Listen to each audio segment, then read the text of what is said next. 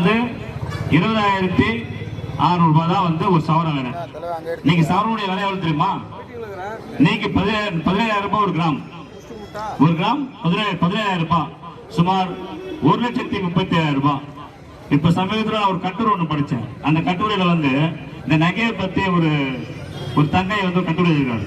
அந்த கட்டுரை என்ன சொல்றாங்க, தங்க கடைசியா மட்டும் சொல்லிடுறாங்க. என்ன சொல்றாங்கன்னாக்கா, அதாவது இந்த தங்கத்தின் விலையை பார்த்து எங்களுக்கு கல்யாணம் நடக்குமா நடக்காதா, கல்யாணம் நடக்குமா நடக்காதா. அந்த தங்கை கடைசியா முடிக்கிறாங்க, எங்களுக்கு என்ன மாதம் முழுவதுமா மாத விலக்கு, எங்களுக்கு என்ன மாதம் முழுவதுமா மாத விலக்கு அப்படின்னு என்ன அர்த்தம்? அந்த இவ்வளவு தங்கத்தை இந்த விலைக்கு வித்தாக்கா எங்களுக்கு எப்படி கல்யாணம் நடக்கும்? எங்களுக்கு எப்படி வந்து எங்க பெற்றவங்க வந்து இந்த நகரத்தை போடுவாங்க? தங்கத்தை வாங்க முடியுமா? இதுக்கு யார் காரணம்? நம்முடைய மாண்புமிகு தமிழ்நாடு முதலமைச்சர் அண்ணன் தளபதியார் காரணமா, இல்ல நம்முடைய குடிநீ கட்சி அந்த தலைவர்கள் காரணமா? இதுக்கெல்லாம் முழு காரணம் யாரு? மோடி. இதெல்லாம் முழு காரணம் யாரு? மோடி. இதெல்லாம் முழு காரணம் யாரு? மோடி. அதே போல பாத்தீங்கன்னாக்கா 2014 ஒரு பெட்ரோல் எவ்வளவு தெரியுமா உங்களுக்கு? தெரியுமா உங்களுக்கு பெட்ரோல் விலை எவ்வளவு? எவ்வளவு? 38 ரூபா. இன்னைக்கு பெட்ரோல் விலை எவ்வளவு? இன்னைக்கு 105 ரூபாய். டீசல் விலை எவ்வளவு? இன்னைக்கு 95 ரூபாய். அதாவது நீங்க வந்து ஒரு வண்டி போட்டுட்டு நீங்க போக முடியுதா? எங்க டிராவல் பண்ண முடியுதா? இவ்வளவு பெரிய விலை ஏற்றத்துக்கு யார் காரணம்? யார் காரணம்? யார் காரணம்? அதே போல பாத்தீங்கன்னா உங்களுக்கு டாலர் தெரியுமா? டாலர் நம்ம இந்தியா ரூபாய் இருக்குல்ல, இந்தியா ரூபாய் நம்ம இந்தியன் ரூபாய் யூஸ் பண்றோம். அது உலக இந்தியா தாண்டி நீங்க வியாபாரம் பண்ண போயிட்டாலே நீங்க டாலர்ல தான் பணம் தரணும். எதுல பணம் தரணும்? டாலர்ல தான் பணம் தரணும். 2014 இவங்க ஆட்சிக்கு வரும்பொழுது 60 ரூபாய். எவ்வளவு? 60 ரூபாய். இன்னைக்கு என்ன தெரியுமா நினைக்கிறீங்க? எவ்வளவு சொல்லுங்க அப்போ? என்ன தெரியுமா உங்களுக்கு? 95 ரூபாய் 50 பைசா. எவ்வளவு? 95 ரூபாய் 50 பைசா. அது உலக நாடுகள்ல இந்தியாவை பிச்சை எடுக்க வச்ச பிரதமர் யாரு? இந்தியாவை பிச்சை எடுக்க வைத்த பிரதமர் யாரு? இந்தியாவை பிச்சை எடுக்க வைத்த பிரதமர் யாரு? நீங்க அதான் அவர் மோடியுடைய லட்சணம். தெரியல உங்களுக்கு? இப்போ நான் சொல்ல உங்களுக்கு புரியுதா உங்களுக்கு? இந்த 12 ஆண்டுகள்ல இந்தியாவுடைய நிலைமை உலக நாடுகள்ல பிச்சை எடுக்கக்கூடிய அளவுக்கு இந்த மோடி அரசு நம்மளை கொண்டு வந்து நிறுத்திருக்கு. இதுக்கெல்லாம் காரணம் என்ன? காரணம் என்ன? காரணம் பொருளாதார சீர்கேடு தான். இவ்வளவு பொருளாதார சீர்கேட்டுடைய தந்தை யாரு? தந்தை யாரு? பொருளாதார சீர்கேட்டின் தந்தை. பொருளாதார சீர்கேட்டின் தந்தை. பொருளாதார சீர்கேட்டின் தந்தை. அது மட்டும் இல்லைங்க. அடுத்தது பாத்தீங்கன்னாக்கா மோடி வந்து அவருடைய சாதனை சொல்றாங்க உங்களுக்கு. இப்போ அவருடைய சாதனை அவருடைய சாதனைன்னு கேட்டாக்கா அது மதவெறியை தூண்டுறது. அவருடைய சாதனை மதவெறியை தூண்டுறது.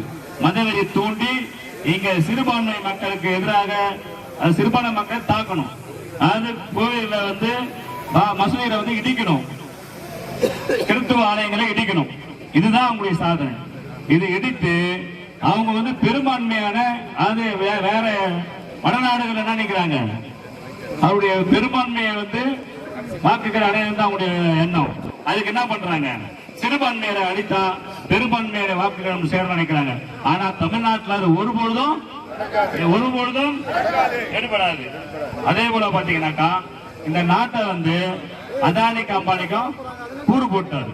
இப்ப உங்களுக்கு ஒண்ணு சொல்றேன், இந்தியாவிலேயே இது எவ்வளவு பெரிய நாடு? இது உலகத்துல மிகப்பெரிய நாடு இந்தியா நாடு, மிகப்பெரிய நாடு. அது ஒரு விமானம் கூட இல்லாத நாடு இந்திய நாடு. ஒரு சின்ன சின்ன நாடுகள்லாம் விமானம் இருக்கு, ஒரு விமானம் கூட இந்திய நாட்டு கிடையாது. ஒரு விமானம் இல்லாத நாடு தான் இந்திய நாடு. இப்ப வந்து பாத்தீங்கன்னா கொரோனா வந்துச்சு, தெரியல உங்களுக்கு? அது எல்லா நாடுகளும் வெவ்வேறு நாடுகள் இருக்க அவங்களுடைய நாட்டு பிரஜைகளை அவங்களுடைய சொந்த விமானத்தை அனுப்பி அந்த மக்களை மீட்டுட்டு வந்தாங்க. ஆனா இங்க ஒரு சொந்த விமானம் அனுப்ப முடியாம அந்த நாடுகளை பிச்சை எடுத்து நம்முடைய பிரஜைகளை, இந்திய பிரஜைகளை கூட்ட அந்த அரசு தான் இந்த மோடி அரசு. இது மாதிரியான கேவலமான அரசு இங்க இந்த உலகத்தில் இருக்கா? இருக்கு, மோடி வச்சிருக்காரு. அதே போல பாத்தீங்கன்னாக்கா அதாவது வந்து இப்போ இந்த தெரியும் உங்களுக்கு, இப்ப சமீபத்துல வந்து கடந்த பாராளுமன்ற இந்த கூட்டத்தொடரில் வந்து தொழிலாளர்களுக்கு விரோதமாக சட்டத்தை ஏற்றினாங்க. அந்த சட்டத்துக்கு வந்து என்னன்னாக்கா அம்பேத்கர் வந்து அரும்பாடுபட்டு 29 சட்ட தொகுப்புகளை வந்து அவர் உருவாக்குறார். 29 சட்ட தொகுப்புகள். அந்த சட்ட தொகுப்புகள்ல சுருக்கி வெறும் 4 தொகுப்புகளா மாத்தி தொழிலாளர்களுடைய வயிற்றுல இருச்ச அரசு இந்த பிஜேபி அரசு. அது உள்ள போனாக்கா 1 மணி நேரம் பேசலாம் அந்த சட்டத்தை பத்தி பேசணும்னாக்கா. அது அம்பேத்கர் வந்து தொழிலாளர்கள் 29 தொகுப்புகளாக அந்த சட்டத்தை வடிவமைச்சாரு.